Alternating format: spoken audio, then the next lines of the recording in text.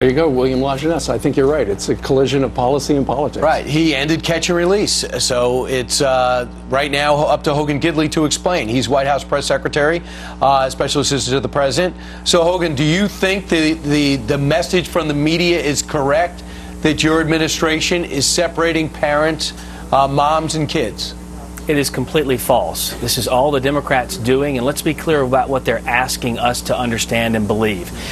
Democrats are saying you can't deport them, you can't detain them, you can't prosecute them. The only thing you can do, per a Democrat, is to release them into the interior without any ramification for what they've done by breaking our laws. It's absolutely incredible. There are only one of two things that can happen when they come here. You have to either release them into the interior of the United States as a family unit, or you have to separate the families. That's what the law says. Right. This is up to the Democrats. They could fix this right now. If you close those loopholes, we could do this humanely, and quite frankly, the Democrats' policies put drug cartels in business. They're raking in money hand over fist, sending people to this country carrying drugs, and also the child smuggling industry. International child smuggling is up because Democrats create incentives by not closing these loopholes. You have to stop this because we have to protect this country, and we have to do this humanely. Hogan, let's talk about the humane part.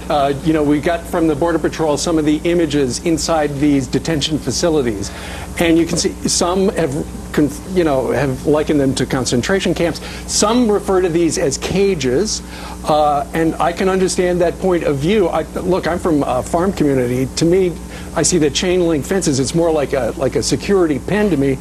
Nonetheless, whether you call it a cage or you call it a pen, the images are stark. Yeah, absolutely. It's heart-wrenching. You see what's going on out there.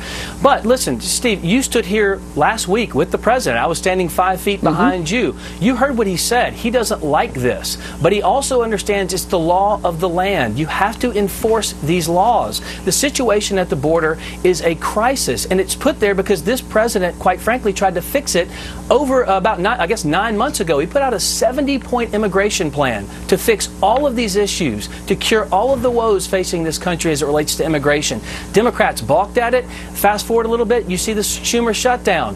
The Democrats decided to stand with people who are here illegally and unlawfully by the hundreds of thousands, as opposed to hundreds of millions of American citizens. They're doing it again. They're playing politics with people's lives. They're doing it on the backs of children. Republicans have the majority in the House and Senate, Hogan.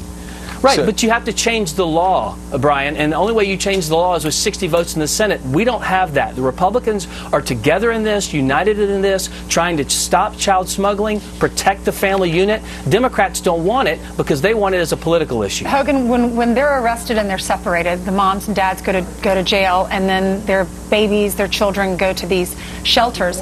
Is there any way that we could just keep them together, send them back to their country, and teach them how to get on the list so that they can come to our country legally?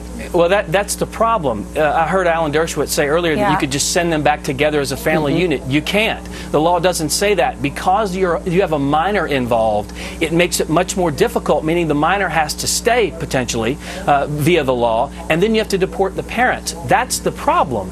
There is a separation that occurs because the law exists that way. It's a farce to believe you can keep them together. And remember, as I said at the outset of this segment, Democrats say you can't detain them.